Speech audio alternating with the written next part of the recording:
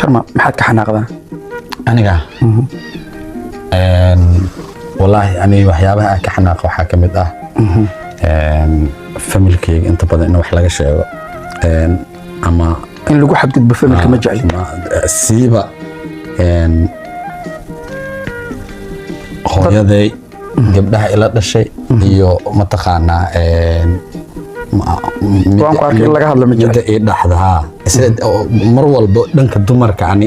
mataqaanaa in wax laga sheego kuwa aniga ku dhawaaday ma jecli shakhsiyadeeda dadkoodna ma jecla aniga laftirkeyga ma jecli sax waa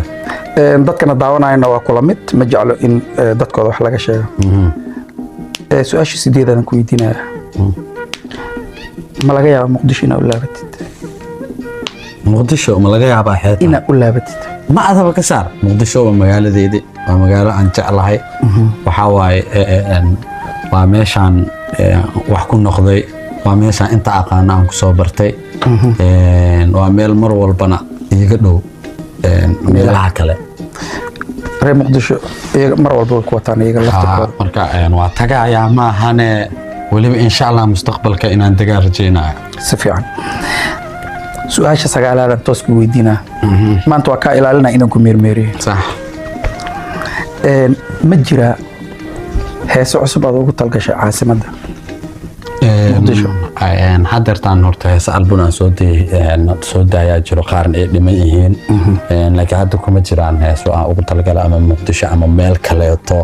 oo adii markaas deegaan ah aan ugu talagala ma jiraan laakiin horena waa ugu sameeyey muqdisho laba hees hadda ma ku talagala kadibna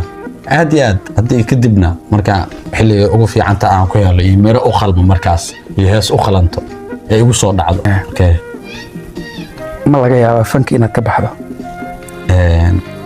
aad insha Allah ma ku tala jirtaa waa san rajeenayo laakiin macnaheedu waxay tahay ma ku jiri doonto fanka waad iska dayn doontaa maalin waan jeclahay waa waxyaabaha aan rajeenayo oo mataqaanaa waxyaabaha qofka wax uu hami uu leeyahay jiro hamiyadeeda ka mid tahay fanka inaan isaga baxo mataqaanaa laakiin qof fanaan ahaan jiro kala aan noqdo سؤال waxaan filayaa